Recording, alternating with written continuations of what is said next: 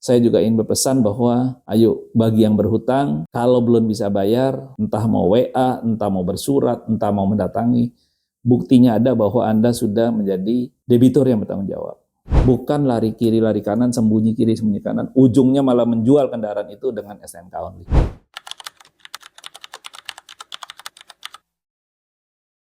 Jangan kabur, datang, jangan dijual pula. Iya. Nah, tapi terkait dengan oknum tadi, Pak. Iya.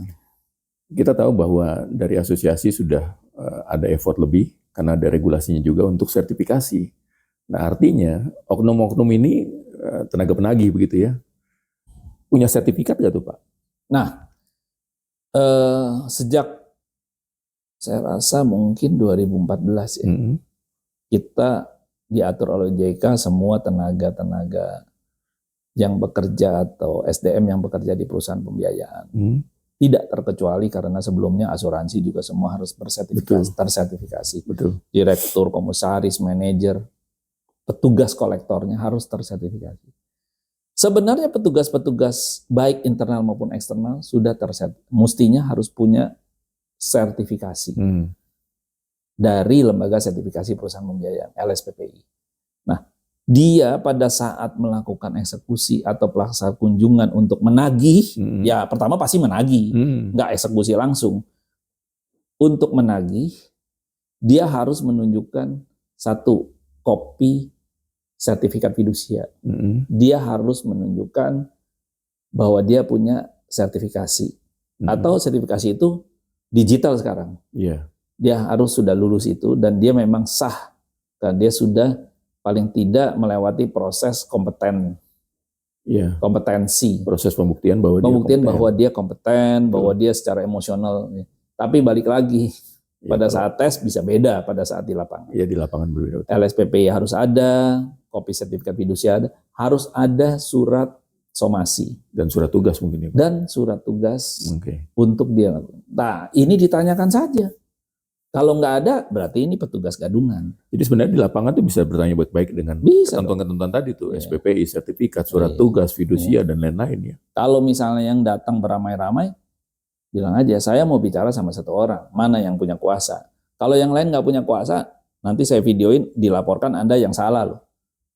Begitu aja, nggak usah takut. Tapi selama si debitur yang masih megang, unitnya masih sama dia, nggak perlu takut kalau memang nggak one prestasi. Kalau one prestasi bayar aja. Gitu ya. Saya tahu bahwa ini mudah kita ucapkan, tapi keadaan kondisi lapangan kadang berbeda. Betul. Maka jadi oleh sebab itu saya juga menghimbau kepada petugas debt collector, laksanakanlah tugas kalian dengan baik, kerja kalian dengan baik. Manakala bertemu dengan yang kurang kooperatif, debiturnya, mundurlah selangkah dan janganlah terjadi keributan.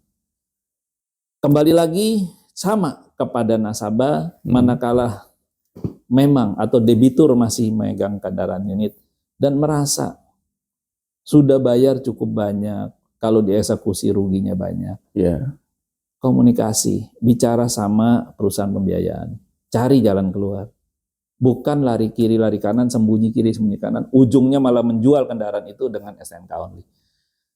Ini melanggar regulasi. Ini melanggar hukum.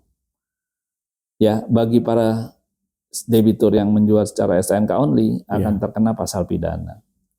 Baik pasal pidana Undang-Undang Fidusia maupun pasal pidana umum.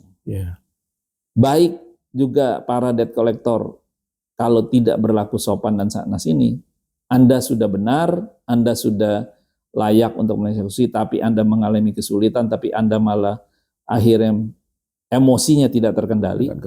Secara pribadi juga Anda akan kena. Karena tanggung jawabnya pribadi, bukan PT, walaupun PT memberi kuasa. Jadi saya berpesan lah ya, bahwa semua persyaratan dipenuhi. Saya juga ingin berpesan bahwa ayo bagi yang berhutang, kalau belum bisa bayar, entah mau WA, entah mau bersurat, entah mau mendatangi, buktinya ada bahwa Anda sudah menjadi debitur yang bertanggung jawab. Sehingga kalau ini bisa kita jalankan bersama-sama, ini harus bersama-sama. semua pihak harus terlibat. Ya, mestinya sih nggak ada lagi biaya-biaya yang cukup mahal, biaya eksekusinya mahal. Betul. Ya katanya. Tapi mahalnya karena dicari susah. Ya tadi Bapak bilang, Lari debitur sana yang lari nggak ada, sini. barangnya udah nggak ada, Iya, sabu-sabu tadi. sehingga cari sana cari sini akan semakin mahal. Tapi akan semakin murah kalau kita lakukan itu dengan itikat baik. Itu sih Pak. Ya. Pak Andrian. Sebagai penutup nih Pak, jadi kalau saya coba merisalahkan semua tadi, memang pembiayaan ini bukan kompetitor bank. Awalnya begitu kan, tapi saling melengkapi sehingga ekonomi masyarakat bisa jalan. Betul. Iya kan? Artinya masyarakat juga harusnya terbantu dengan kehadiran perusahaan pembiayaan leasing. Nah, cuma kenapa jadi semakin sekarang banyak berita-berita di luar sana? Ya karena terkait dengan pemahaman gitu ya Pak ya. Jadi dan komunikasi bahwa kalau masyarakat sudah terbantu, ya harusnya bekerja sama dengan baik dong. Jangan malah begitu udah jadi milik, dia kabur-kaburan, atau malah dijual dan lain-lain. Tapi datanglah. Jadi kenal baik-baik, ya selesai juga harusnya baik-baik, bukan dengan kekerasan dan lain-lain. Nah, kira-kira dari Bapak sebagai pesan penutup lah, selain tadi yang Bapak sampaikan semua komunikasi dan lain-lain, ada nggak pesan tertentu dari Bapak khusus untuk pelaku industri juga supaya ini berimbang nih Pak? Kalau tadi kita mewanti-wanti masyarakat, tenaga penagih, nah sekarang dari perusahaan pembiayaan, kira-kira pesan Bapak apa? Pesan saya adalah menyetujui kredit untuk calon debitur yang dengan konteks melalui pembiayaan dengan cara diangsur, bukan dengan cara leasing, benar-benar dilakukan dengan hati-hati. Pilihlah debitur yang berkualitas. Bukan semua kita makan aplikasi yang masuk karena ada yang mau beli dikasih sama dealer, semuanya kita setujuin. Periksa hati-hati kemampuannya, kemampuan membayar cicilan dan kemampuan beberapa tahun ke depan sesuai dengan perjanjian hutangnya.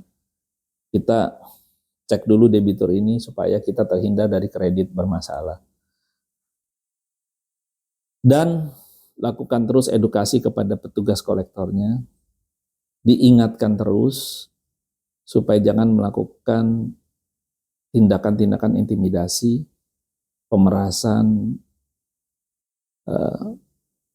Kadang kita misalnya sudah ketemu kendaraannya, kita jangan terus berpikir bahwa ini harus saya ambil hari ini juga. Kendaraan ini masih di tangan orang. Lalu terjadi keributan, ya mundur selangkah. Toh nggak akan kemana-mana kalau diikutin juga kita bisa tahu ada di mana. Betul. Nanti sambil dipantau supaya kendaraan itu nggak hilang. Minimal petugas perusahaan pembiayaan dapat bekerja sama dengan siapapun yang di lapangan untuk memberikan laporan kepada pihak yang berwenang. Nah, adanya kesulitan.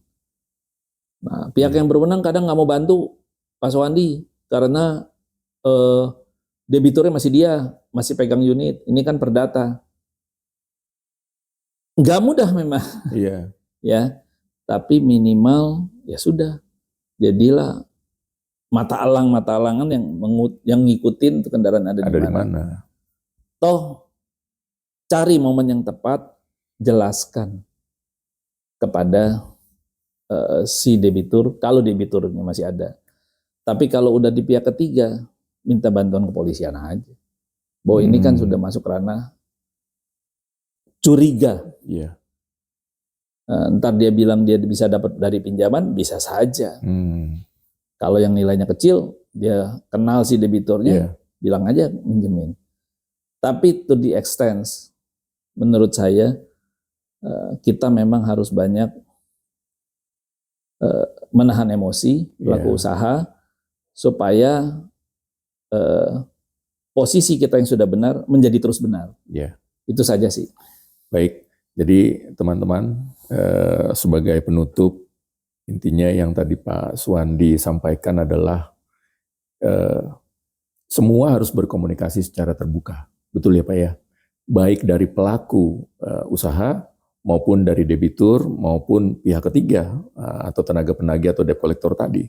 Semua harus berkomunikasi, semua harus melakukan segala sesuatu sesuai prosedur, taat dengan aturannya. Nah, kalau semua sudah begitu, saya pikir nanti isu-isu yang sekarang marak terjadi itu akan makin berkurang tuh. Pastinya. Termasuk debitur-debitur menjadi lebih nyaman datang ke perusahaan pembiayaan untuk komunikasi bahwa ada kesulitan ekonomi dan lain-lain, apapun itu gitu ya. Nah, jadi saya pikir itu teman-teman sebagai penutup untuk edisi perdana hari ini. Terima kasih sudah menyimak podcast LSP Pembiayaan Indonesia ini. Semoga pembahasan hari ini memberikan insight dan manfaat kepada teman-teman semua sebagai mungkin di sana sebagai publik, masyarakat, debitur, maupun juga para kolega di sana yang ada di posisi perusahaan pembiayaan. Semoga ini semua jadi bermanfaat, memberikan pengetahuan lebih buat kita. Intinya adalah komunikasi. Lalu selanjutnya saya mau mengucapkan jangan lupa untuk terus mengikuti media sosial SPPI, ada di Instagram, ada di TikTok, LinkedIn, ataupun di YouTube ini podcast. Nantikan episode-episode menarik selanjutnya. Semoga semakin baik isinya. Mohon maaf bila ada kekurangan untuk episode perdana ini. Saya pikir itu, Pak Suwandi. Terima kasih banyak atas kehadirannya, Pak. Sehat-sehat selalu dan semoga asosiasi bisa membuat teduh suasana yang sekarang lagi marak terjadi di luar sana. Sebelum saya tutup, Pak Suwandi, kita sama-sama sebagai tagline di podcast ini, kita sama-sama mengucapkan siap kompeten bersama LSPPI. Oke. Itu Pak ya, sambil kita salam kompeten. Siap Pak. Oke. Siap kompeten bersama LSPPI.